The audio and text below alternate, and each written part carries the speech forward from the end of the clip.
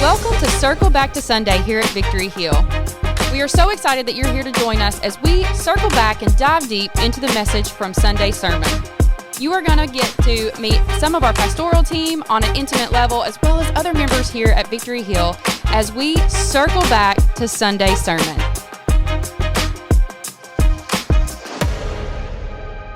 Well, hey guys, welcome to Circle Back Sunday, Mother's Day edition. Look at these ladies. Woo, woo. All lady panel today. Yeah, we're about to have some fun. And a podcast debut. Yes. By the Mallory Harper today. Woo, woo. Yay. You know, Mother's Day, we make it special. We bring in the big guns. That's it. Oh, I'm the big guns? Yeah, you are. Okay. Put that on your resume, There Mal. we go. Yes. Well, when it comes to, like, when I think of royalty and motherhood, Mallory comes to mind. She does have 5 kids. Yeah. So. Yeah. Very seldom hear her Definitely. raise her voice either. That's because the y'all looks are not get at them my first. house. Well, the looks typically get them first. So she'd be like, But when you do, I even sit up straight. the rest Did of you us hear just listen Mallory as raise her well. voice? Yeah, that's it. There are a couple moms that can do that. Yeah, they can fuss at their kids, and I will for sure straighten up. Yeah, we've got Mallory today, Yep. and then we've got the Bethany Graves. Yes. Yes. I feel like it's going, like this with a number of kids, too. Yeah. That's kind of funny.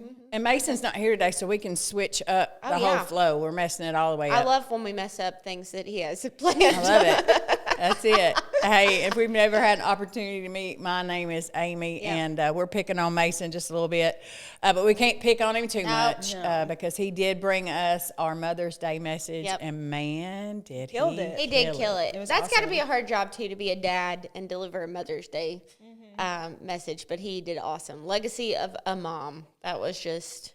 Yes. That's pretty good. Yes. And, and he shared the message built around the story of Hagar, which is kind of like not your typical, Mother's Day message. It's definitely not one of those that you're like, when you think back to the Bible stories and you're like, oh, that's such a happy story. Yeah, because it's definitely not. It's definitely not. Yeah. It's definitely has its moments. But, yeah, he did. Talking about Hagar was pretty cool. Yeah. It's not a story you hear all the time either. So I was kind of in the back of my mind, like, I feel like we all know the story, but how many people in the congregation were, like, hearing that for the first time? Yeah. And are like, I'm really curious about all this going on. So I'm going to go back and read it because, honestly, if you don't read, like, the Old Testament, you should. It reads like a novel. Like, it is so dramatic, Yes, so it many is. things that are like, oh. Yeah, as Mason put it yesterday, like this is a perfect Jerry Springer story. Absolutely. Exactly. I was just Absolutely. going to say, it's sometimes one of them novels you're not supposed to read. Yeah. Yeah. It's one of those, ooh. So if you haven't read the story, You you should go back and do Yep. that. But just some real quick highlights. She went from a servant of Sarah to Sarah's husband's woman. And then mistress, and actually took her as a wife. Yeah. Mm-hmm. Yep. And then had a baby with him. And then Sarah was like, I don't think I like this anymore. Kicked her back to servant. She ran away and thought she was going to die in the desert with her son.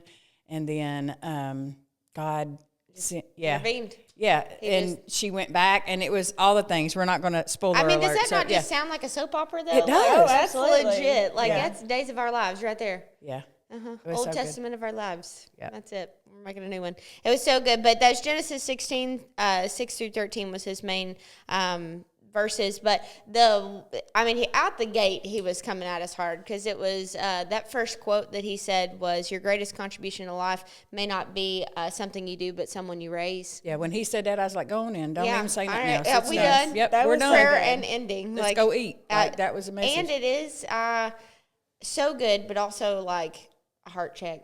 Oh, absolutely. Absolutely. Absolutely. Especially as moms, because we can be task oriented and say, I need to get A, B, C, and D done, or my house needs to be clean, or the kids need to be fed, or we need to run to this practice and these things or whatever. But knowing that like our actions in the middle of that, who we're raising as our contribution, not like what we're doing for them or what our house looks like or blah, blah, blah.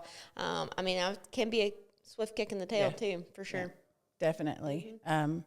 And just that legacy that we're leaving behind is, it's the people that we're raising, the children that we're raising. Yep. Like, I know we're all kind of like, and we kind of skimmed over this, but we're all kind of like in different seasons of motherhood.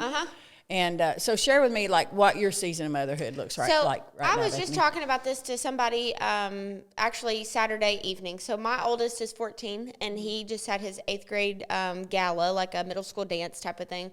And he looked so very handsome. He looked like a sophomore in high school, but we won't talk about that. I saw the pictures.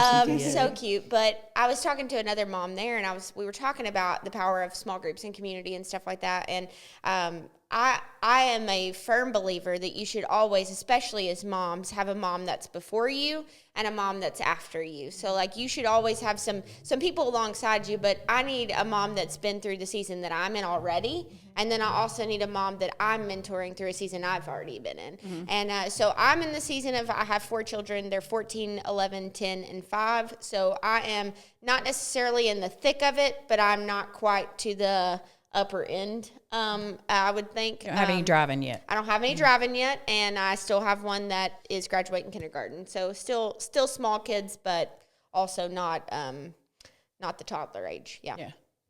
What about you, Mallory? So I've got 5 kids, and I have 2 driving.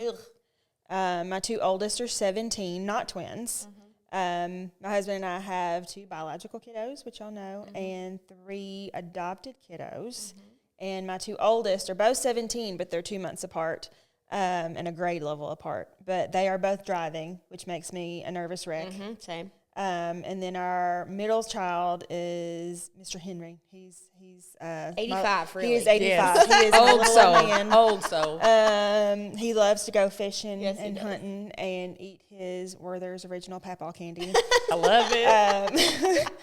We always kid, like, around our friends, so we'll be like, Henry says something, and we'll be like, well, back in my day. He's just an old man. He is an old man. And then I've got 2 little girls who think they're 17. Yeah. They are 9 and almost 11, but bless it, we have already gotten into makeup and The things. school drama and friend drama, Yep. and it is a whole different thing Ball raising game. girls Yep. than it is boys. Yep. And Yep. Yeah, love them. definitely different. Raising the different. girls. It is different. My girls are different. So it's the season right after mine, and then Amy, your season is right after Mallory. What about your kiddos? So I say it's definitely different raising girls because our youngest is our only daughter, and she is in her first year of college.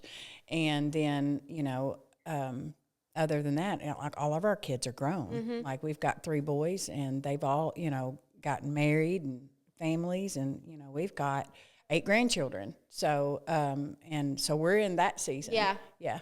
So You're going back and forth to ball games because you're granny now. yeah, yeah. And just, I was thinking, I knew we were going to do this podcast today, and I was thinking about, and it piggybacks off of, I feel like we talked about some of this in last week's podcast. If you didn't listen to it, go back and listen to it. It was the Legacy of Grace. It was awesome. It was. I was just thinking about, like we've gotten really intentional about the legacy that we're leaving our family this year, and just scheduling how we're doing that, and getting, just getting really intentional with it.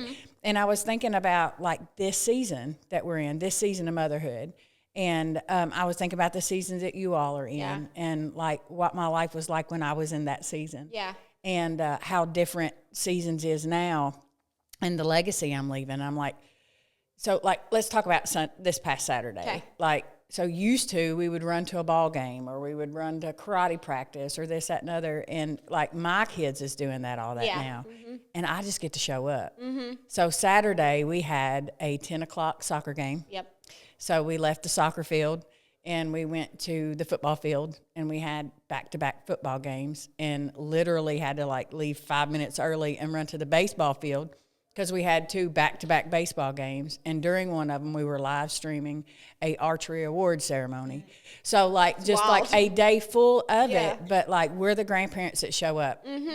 And it's Which just is so special. It's just a great season. Like, I remember the laboring season. Yeah. Of, oh my gosh, where's your gym bag? Where's your clothes? Yep. It's not clean. You're wearing something different today. Like, where's your socks? Speaking of, Micah had soccer on Saturday, and he absolutely wore his dirty shirt. Yeah, it's okay. And it is And you know what? I didn't care. Yeah, it is okay. It's white. Yeah, because one day you're going to be sitting on the other side. Yeah. and leaving, just by being there Yeah. and helping them divide and conquer. Cody wasn't able, had to go to Louisville, so we had to kind of fill in and drive some That's kids and awesome. stuff like that. So just in a different season, but, pretty awesome. It's cool though, because even just talking about a legacy, like when we started the series, talking about like it's not really what you leave behind, but it's how you live. How they see you live. But that's really cool because like the mom is going past being a mom. Like you're leaving a legacy of a grandma too. Like that's pretty cool. That's really cool. Yeah. That showing up means a lot. That's awesome. Absolutely. So what does legacy look like in your season right now, Bethany? Man, shoot.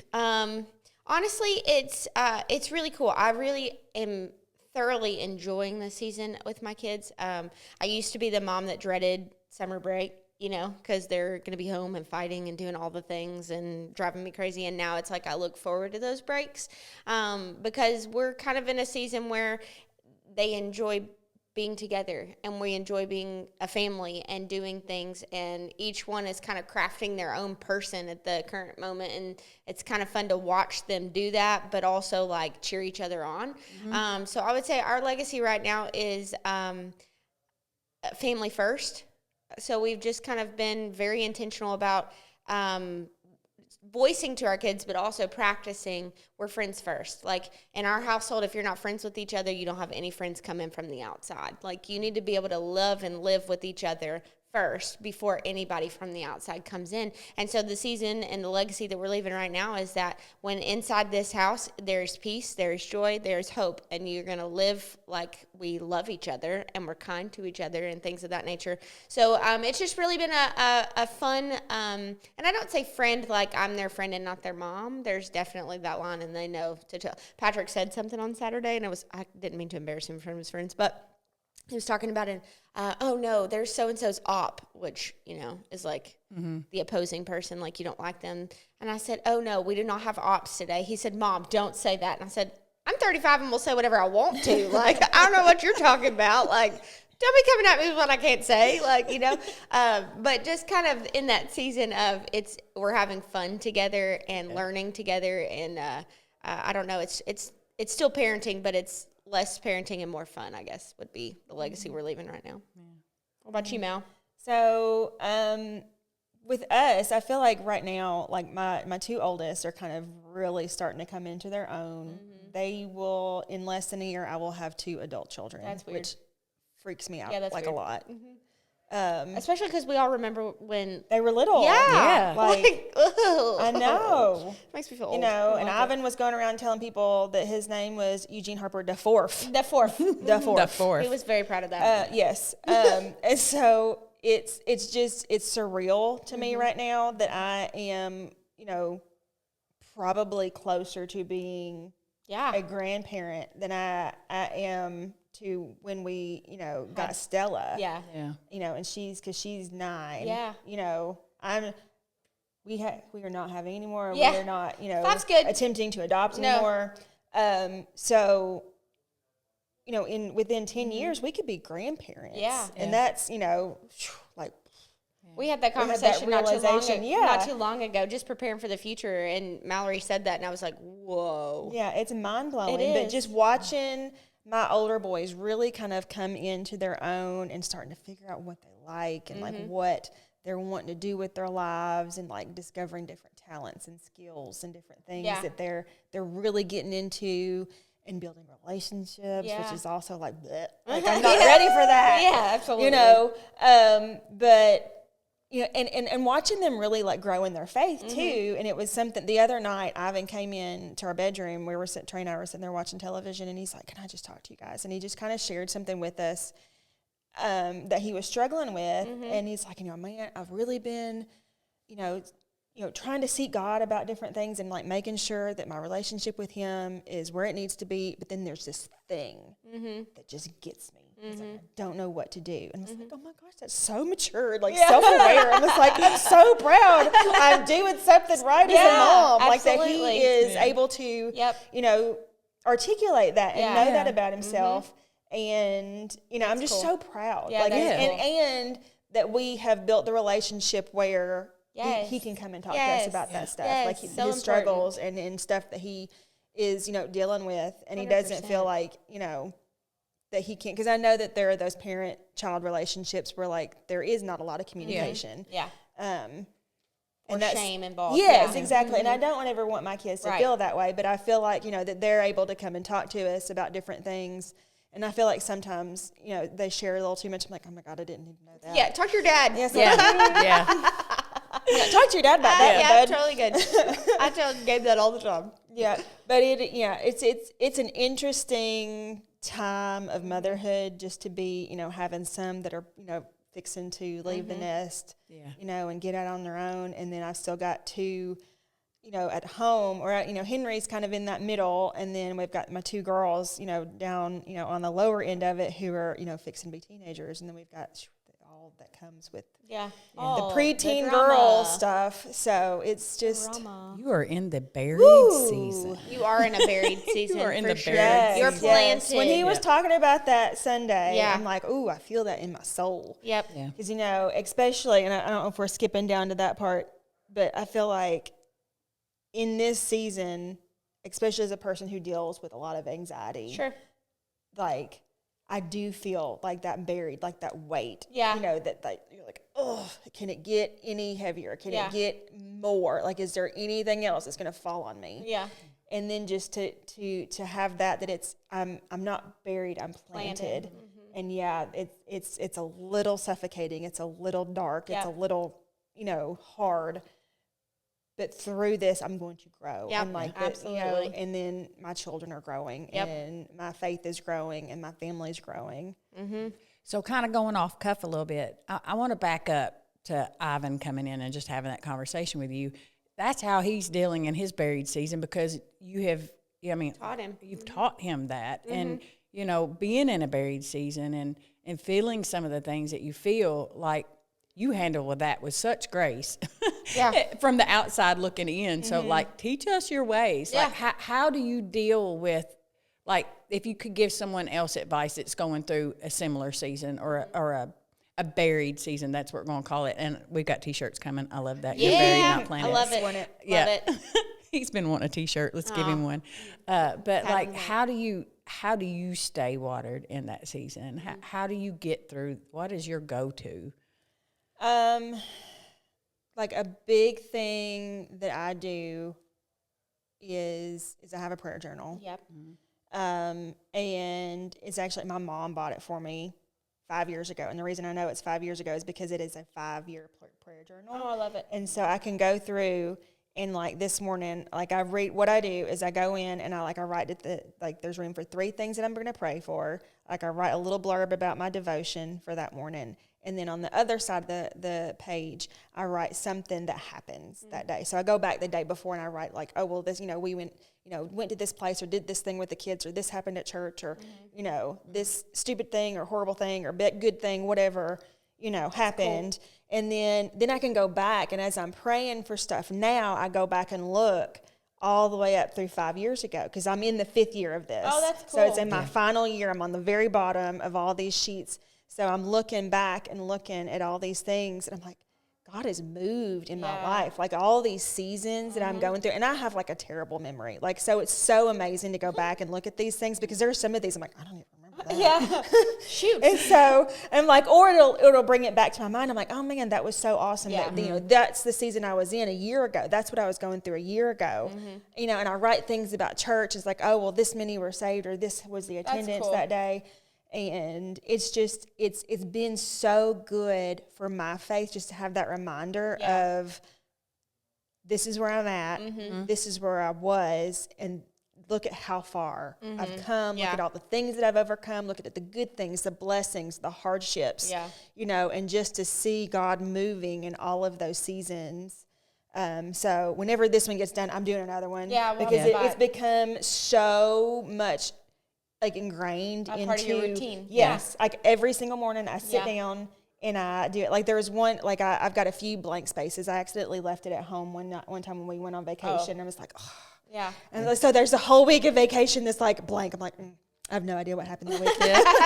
Because I can't remember it. So it's totally fine. But that, and in addition, like just surrounding myself with amazing people like you guys. Like we're in a group text together about, you know, sharing devotions and like prayers and like, hey, I'm struggling with this, or hey, I'm struggling with, you know, pray for me today. So, you know, you guys my grandmother passed this weekend. And so you guys were some of the first ones I texted. And like, hey, pray for my family. My granny's gone. You know, we need your prayers. That's exactly what I was going to say. The power of community and surrounding yourself is honestly, because too, like I was thinking for you, I guess, while that was happening, but from an objective point of view, like you and Trey just have a really good communication relationship, first off, like together as husband and wife, but your communication with your children has never been hidden. You know what I mean? And I think that is like such a vital part to your children feeling comfortable talking to you, because there have been many times we've just been in regular group settings or eating a meal together and someone needs something and you guys just stop and talk to them about it, and especially like explaining, why do you feel that way? What's happening? Tell me more, you know, type of thing, that they just feel comfortable enough to say that. So, I mean, that's just honestly like, you guys are in a season past me, and that's something that I look to, because I've not met that senior, junior, sophomore age, you know, and I want my kid to come to my room at night and say, this is what's bothering me, type of. So the open communication that you guys, because honestly, it's not even just that like you're asking them. And for Gabe and I the same way, I want them to know my struggles, right? You know, like I want them to know that like, hey, Mom is struggling today, and I was really hateful, and I'm sorry. Like, it shouldn't have taken it out on you. Or a big thing at our house is it's not what you say, it's how you say it. Oh, yes. And I'm guilty of that, and they'll be like, Mom, it's not what you say, it's how you say it. Like, what are you doing? And I'm like, sorry, that's not what I meant. I meant this, you know. So I think the open communication is for sure a big, vital part of your kids feeling comfortable enough to talk to you. Yeah. They got to know you struggle, too. We're not perfect. Yeah. You know? Definitely. Especially as moms. Yeah, well, that was like kind of leading into our next topic that we were going to talk about, is those seasons when we're struggling and how we deal with them as a mom. And so what's a secret, like Bethany, like when you are going through those seasons, like when you are struggling, like how do you navigate that? How do you leave a legacy for your children? I think my kids know that like there are just some things that are like, I guess, a routine in our lives that we like to keep or whatever, and they know that I thrive off of having fun in the midst of it. I'm not the planner. I'm not the routine person. I'm very much so the squirrely ADHD. But they know that we're going to have fun. So like when they get in my car, like we may blast music, and it may be some random regular pop culture song. Doesn't have to be worship music, you know, that type of thing. And everybody's like dancing and laughing and cutting up on the way home from school, and it's just like a decompressing moment. So I guess the way I deal with it is music is a vital part of our home at all times. So doing chores and everyone's huffing and puffing because they have to do chores, and all the TVs are off. You turn Alexa on and you tell her what to play, and everyone's having a good time, just like dancing around, doing their own thing and singing and doing all the things. That there's got to be a time and a season of fun. But they always see me in my Bible. They always see me listening to worship music. We pray together as a family. Like the things that I guess I'm just instilling in them now are the things that help me when I'm struggling. Right. And so I definitely think, or I'll, a lot of times, like I'll be like, hey, come over and walk with me, or blah, blah, blah, you know, and just have a person to walk and talk with that I can decompress and, you know, get it all off my chest. And honestly, to model after, our marriage. Like Gabe and I have a wonderful marriage, and we enjoy spending time together. And so some of those days that are really hard, I'm like, hey, can we just like sit on the couch together, you know, or hey, let's go sit outside. Everyone's loud inside. Let's just go sit on the back porch, you know, and just having time together. They know that is me. Hey, Mom's struggling today. Like, let's do this. Or I'm very open and transparent with them. Like, hey, I have my biggest thing is, hey, I'm at the cusp of overstimulation. Like, I just need you to know. Or if I raise my voice, they'll be like, Mom, are we overwhelming you? Like, they know when I'm getting to that point, and they can back it up. So, again, it's just probably over communication or transparency. Yeah. Letting them know I'm real. Yeah. Something you shared last week that I took away was when you shared that your family makes it a practice to say, I'm sorry. Yep. And I love that. Like, I think just being intentional with just those 2 words and having a conversation about it. And because, like Mason talked about it when he said, you know, we don't have to be perfect. Yeah. Like, Jesus doesn't want perfect. He's perfecting us. So I think I messed that up. I think I slaughtered it. Right. But same difference, you know. And I love how he shared, you know, like, our house is not always clean. Like, we ain't got it all the way together. Right. We're not perfect. And he shared how when they went to the restaurant, you know, and they had this idea that they were going to have this perfect dinner.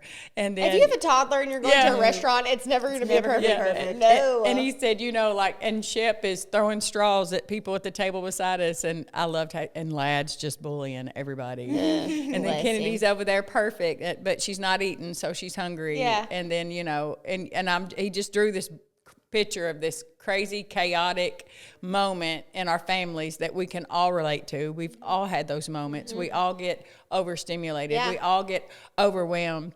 And then he said, but at least I don't have an empty bedroom. Yes. And I think that is just a good reminder for all of us. Like, because, you know, even the season that I'm in, it still gets overwhelming. There's still moments of, well, like, you know, where this is going to happen or that's going to happen. And just being mindful of reminding ourselves, well, you know, I have the opportunity to leave a legacy. And this season is hard or difficult or overwhelming or great or wonderful, or, you know, it's still the season God has gifted us with, and we have an opportunity to leave that. I have felt a burden this past week, and I tried to make one of my friends feel a little more special this week, but I have a burden for those women that maybe don't have a mom or have a very bad relationship with their mom or long to be a mom. And that hurts my heart a lot. I have a million brothers and sisters that are adopted, but I also was very fertile and have 4 kids. Like, I can't imagine or say that I can be in that seat or anything like that, but they burden my heart. Like, I want to intentionally make sure that they feel seen type of scenario. So when he said yesterday, and I wrote down, what was in Hagar was better than what was going on around her. And she knew that. And so, like, my biggest thing, even if you're not a mom and it's you've not birthed children, or you don't have a good relationship with your mom, if you know aren't even at the age to have children, whatever it may be, what's going on in you, what God has planted in you, what He is planted and not buried in you is better than what's going on around you. So one of the other things that he said was your impatience will always have long-term ramifications when you don't wait on God. And I'm not good at waiting, but if you're in that season, you have to know that what's in you is better than what's around you, but you have to wait on God. And so I had a conversation with a friend this week that longs to be a mom and hasn't yet, and it makes me emotional to think about. And I simply just wrote her a card and dropped it off on her front porch that said, I see you, I'm praying for you, and I want you to know, wait on God.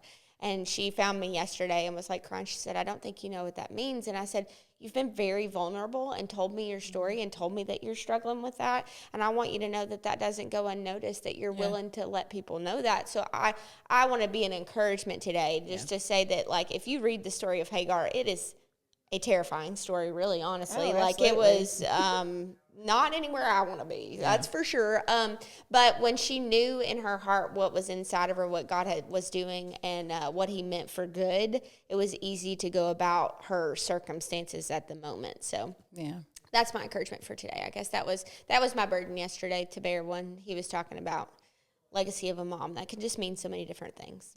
And even some of us, I know we have moms that are not our moms. You know what I mean? Like, they're not my physical mom, but they are a mom to me, and those matter too. Yeah, they absolutely matter.